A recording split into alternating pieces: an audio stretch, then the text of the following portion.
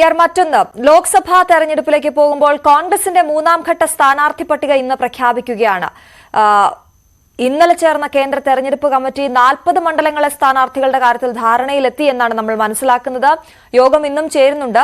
അതേസമയം പശ്ചിമ ബംഗാളിൽ ഇടത് പാർട്ടികളും കോൺഗ്രസും സഖ്യമായി മത്സരിക്കാനുള്ള ധാരണയിലേക്ക് കാര്യങ്ങൾ നീങ്ങുകയാണ്. കോൺഗ്രസ് 12 സീറ്റിൽ മത്സരിച്ചേക്കുമെന്ന് അറിയുന്നു. എന്തൊക്കെയാണ് വിശദാംശങ്ങൾ? അശ്വതി, ഏതായാലും കോൺഗ്രസിന്റെ കേന്ദ്ര തെരഞ്ഞെടുപ്പ് കമ്മിറ്റി ഇന്നും യോഗം ചേരുന്നുണ്ട്. ഇന്നലെ ചേർന്ന യോഗത്തിൽ ഏതാണ്ട് 40 മണ്ഡലങ്ങളുടെ കാര്യത്തിലാണ് തീരുമാനമായത്. പ്രധാനമായും തെലങ്കാന, ഒപ്പം തന്നെ കർണാടക തുടങ്ങിയ സംസ്ഥാനങ്ങളുടെ സീറ്റുകളുടെ കാര്യത്തിലാണ് ധാരണയിലെത്തിയിട്ടുള്ളത്. പക്ഷേ അമേഠി, ഒപ്പം തന്നെ റായ്ബറേലി കോൺഗ്രസിന്റെ പരമ്പരാഗതമായി ശക്തി കേന്ദ്രങ്ങളാണ്. ഇതിൽ അമേഠി കഴിഞ്ഞ തവണ നഷ്ടപ്പെട്ടു, രാഹുൽ ഗാന്ധി പരാജയപ്പെട്ടു. അപ്പോൾ ഇവിടെ പ്രിയങ്ക ഗാന്ധിയും ഒപ്പം തന്നെ രാഹുൽ ഗാന്ധിയും മത്സരിക്കണമെന്നൊരു ആവശ്യം UP ഘടകം മുന്നോട്ട് വെച്ചിരുന്നു. അവർ നേരത്തെ തന്നെ ഈ നിർദ്ദേശം ഹൈക്കമാൻഡിന് കൈമാറുകയും ചെയ്തിരുന്നു. ഈ അഭിപ്രായം ഹൈക്കമാൻഡിനെ അറിയിക്കുകയും ചെയ്തിരുന്നു. പക്ഷേ ഈ യോഗത്തിൽ ഇതുവരെ അമേഠിയും ഒപ്പം തന്നെ റായ്ബറേലിയിലും മത്സരിക്കുന്ന കാര്യം, രാഹുലും പ്രിയങ്കയും മത്സരിക്കുന്ന കാര്യത്തിൽ ഒരു തീരുമാനം എടുത്തിട്ടില്ല എന്ന് മാത്രമല്ല ചർച്ചയ്ക്ക് പോലും വന്നിട്ടില്ല എന്നാണ് ലഭിക്കുന്ന റിപ്പോർട്ടുകൾ. ഏതായാലും ഇന്ന് ചേരുന്ന യോഗത്തിൽ കൂടുതൽ സംസ്ഥാനങ്ങളിൽ കൂടുതൽ സീറ്റുകളുടെ കാര്യത്തിൽ ഒരു ധാരണയിലെത്തും.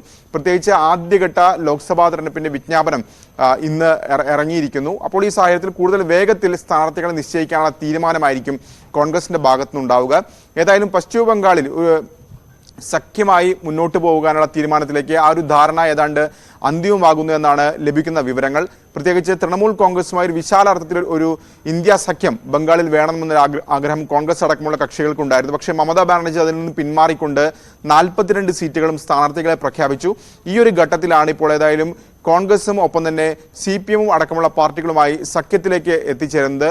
കോൺഗ്രസിന് 12 സീറ്റുകളായിരിക്കും നൽകുക. 10 സീറ്റ് എന്ന നിലപാടായിരുന്നു നേരത്തെ CPM അടക്കമുള്ള ഇടത് പാർട്ടികൾ മുന്നോട്ട് വെച്ചിരുന്നെങ്കിൽ പോലും 12 സീറ്റ് വേണമെന്ന കോൺഗ്രസിന്റെ ആവശ്യം അംഗീകരിക്കുകയായിരുന്നു. മാത്രമല്ല CPM നേരത്തെ തന്നെ 16 മണ്ഡലങ്ങളിലെ സ്ഥാനാർത്ഥികളെ പ്രഖ്യാപിച്ചിരുന്നു. മാത്രമല്ല കോൺഗ്രസിന്റെ ഒരു ശക്തി കേന്ദ്രമെന്ന് അറിയപ്പെടുന്ന മുർഷിദാബാദ് സീറ്റിലും സ്ഥാനാർത്ഥികളെ പ്രഖ്യാപിച്ചിരുന്നു CPM.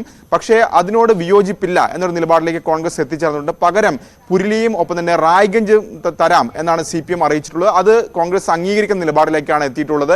ഏതായാലും അന്തിമ പ്രഖ്യാപനം ഉടൻ ഉണ്ടാകുമെന്നാണ് പ്രതീക്ഷിക്കപ്പെടുന്നത്. കോൺഗ്രസിന് 12 സീറ്റായിരിക്കും ഈ സഖ്യത്തിന്റെ ഭാഗമായി ലഭിക്കുക. അതാണ് ദേശീയ